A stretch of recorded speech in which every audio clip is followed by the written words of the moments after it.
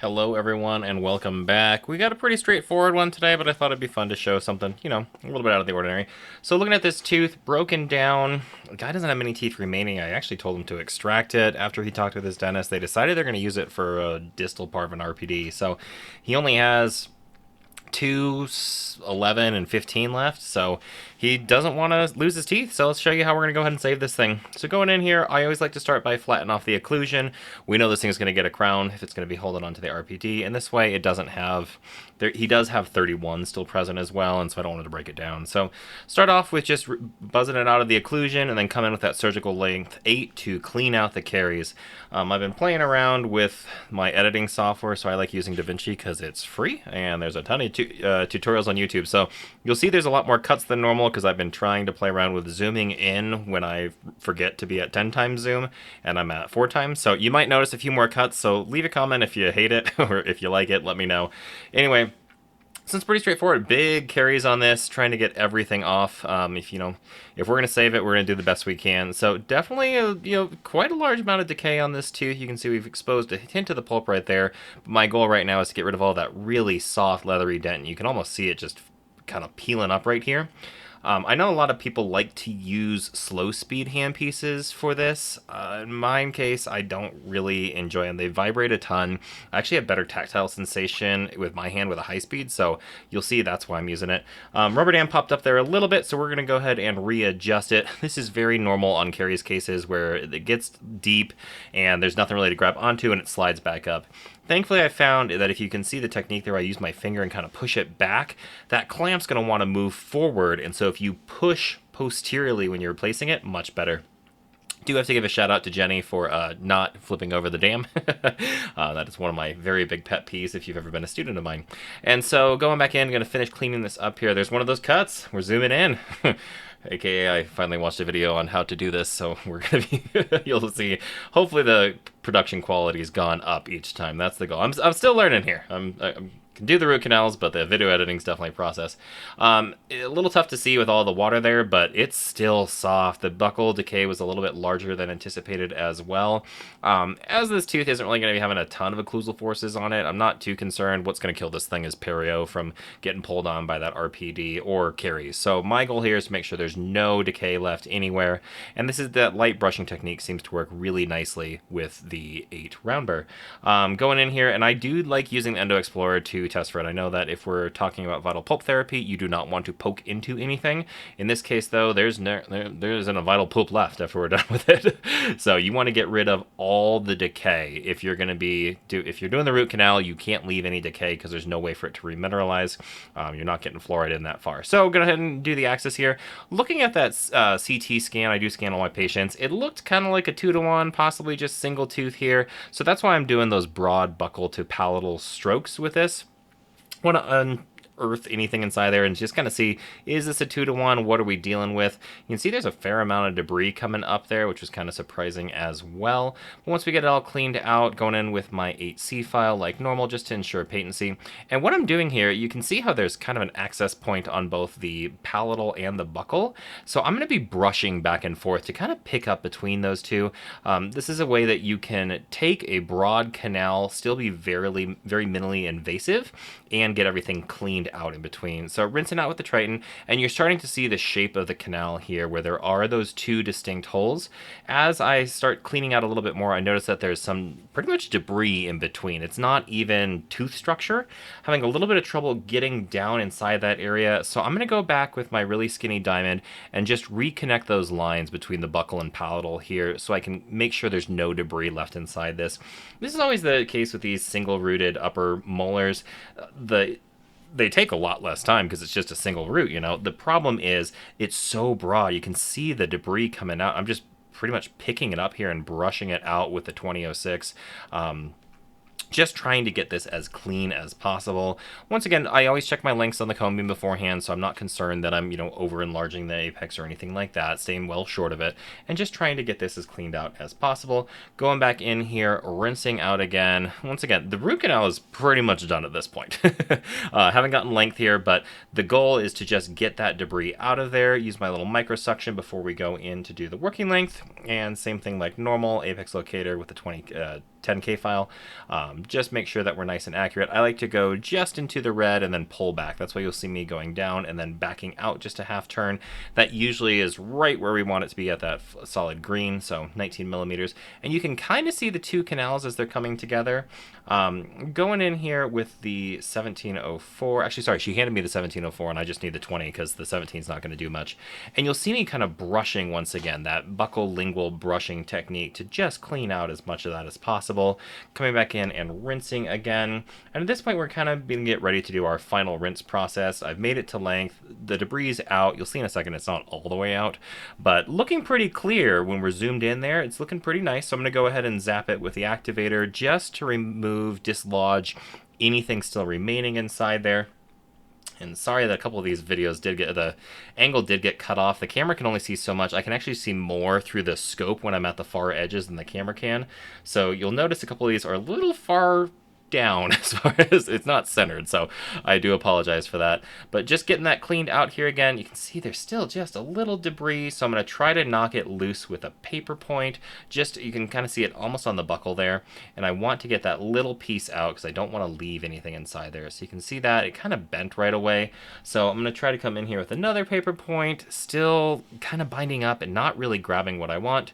Let's go ahead and try third time's the charm. Nope, it bent again. So we're going to go ahead and try a different way here and go in with my trusty Headstroms. So 35, and I kind of just gauge the size of it based off of experience, so you can play around with different ones, but look at how well that pulls up that pulpal debris, just getting other. This is a case where gentle wave or a laser would be amazing to just really clean everything out as quickly as possible. In the process of getting one eventually. Have student loans and all that other fun stuff to do first, so that's why we haven't pulled the trigger on that yet to say. But looking at that, it's looking nice and clean. Finally getting those pieces out. Really pleased with how this one turned out in the end. I'll go back in here with some paper points and rinse, and I did all this off camera because you can't really see it, because once again, sorry about that angle. So you can barely see this, but I kept this in because I think it's important to see that sometimes we do have to do a little bit of extra work. So once we got it all cleaned out, that's what it looks like. I'm not worried about that staining. It's nice and hard, so that's going to be good. We're going to do the squirt technique for this. This is about as large as I'd like to do for the squirt technique. He was asymptomatic. There really wasn't a lot of sinus issues going on, so I wasn't too concerned about overfills with this one. You will see when I go in to actually do the technique, I'm starting a little bit higher off. I'm not actually binding the tip like you normally would, so I'm only down about halfway. And then the other thing you can do when you're using this technique is when you're condensing apically, notice I'm not going nearly as deep as I normally would for a very conservative case, and I'm using more of that back end, the size 70 that's metal instead of the nickel titanium, because you don't need to push as far with this when it's this wide open. You kind of let the gutta percha just do its job for you. So we're going to go back in and just clean out any sealer. There's really not much. A single canal like this that's wide open, I don't create that much of a mess compared to the other videos you've seen. So clean that out with the isopropyl alcohol, rinse it off dry, and go ahead and get that x-ray. I do have to give a shout out to Jenny for that beautiful cone cut as well. Hopefully she'll watch this and not kill me too much. So gonna go clean out the outside of the tooth here, and I did just see there was some decay, so we'll clean that out in a little bit because there is still some mesial decay on there. Once again, my goal is to leave nothing, no decay, nothing soft, nothing questionable whatsoever. That's a surefire way to get your general dentist to have you stop doing restoratives, is if you leave decay. So I'm very careful about checking every surface. Always check those buccal pits. Those tend to be a lot larger as far as the decay left inside there. And kind of like I talked about in the last video, it's always interesting to me what gets stained and how much. You'd think a tooth like this that was literally like leathery dentin would have a ton, and it wasn't too bad, whereas that last premolar I showed you was absolutely covered, and that one was pretty rock solid. So this is why I like using this disclosing solution, because it tells me here's where you need to go, here's where you don't need to go.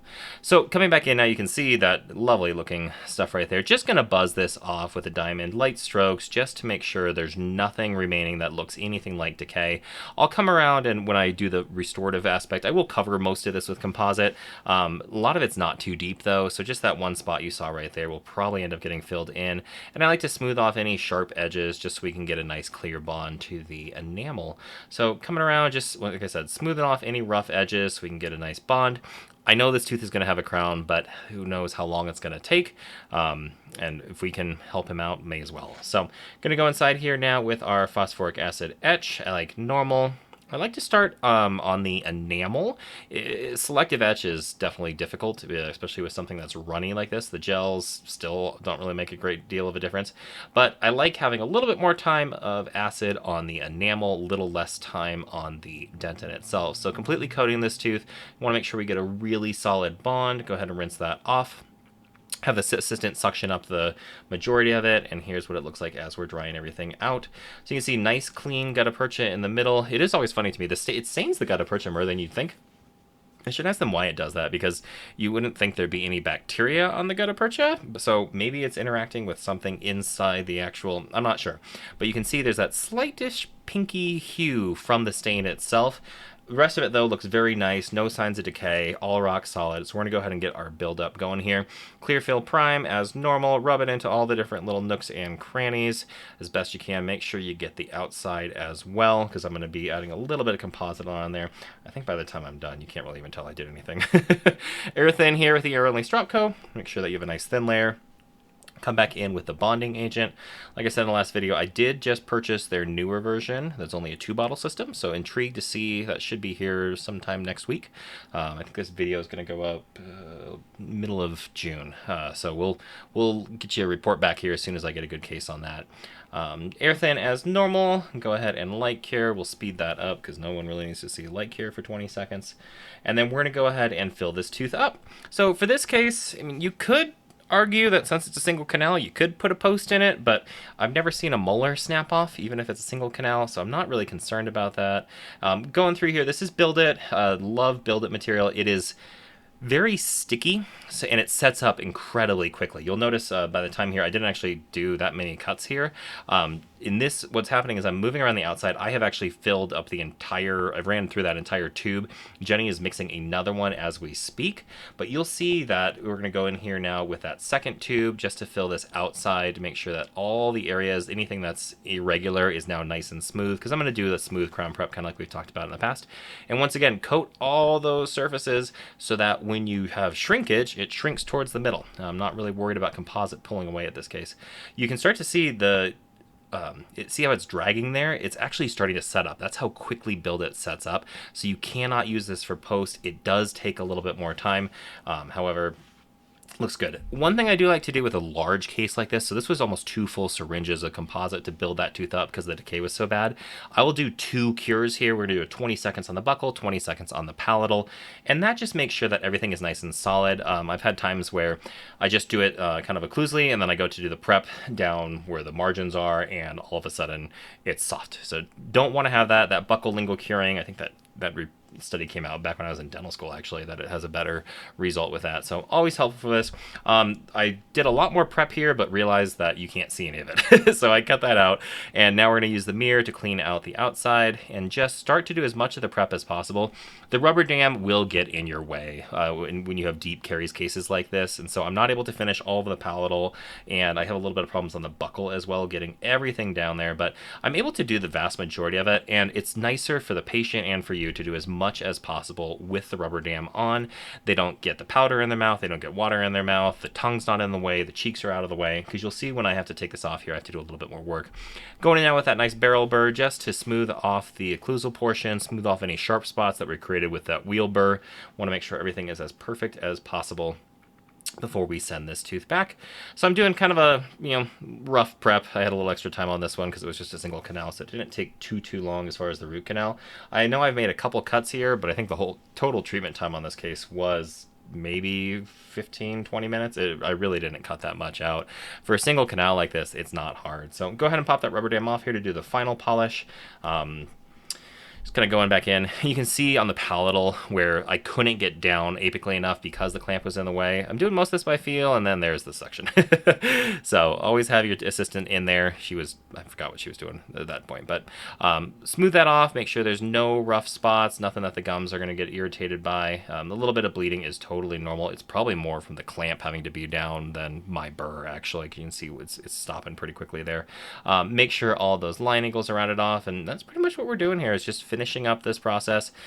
There's what it looks like on the mesial. So you can see I did have a couple little areas that got filled in Most of it I left smooth because they're going to be doing a crown on top of here anyway, like I talked about. So just trying to get that as nice as possible for them. Same thing here on the buckle. I want to make sure we get that smooth.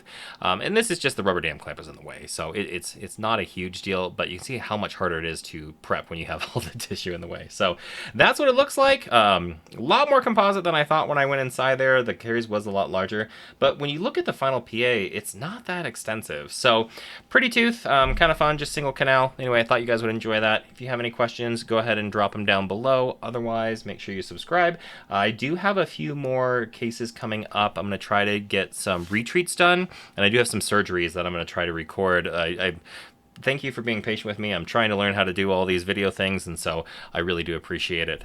Thanks again.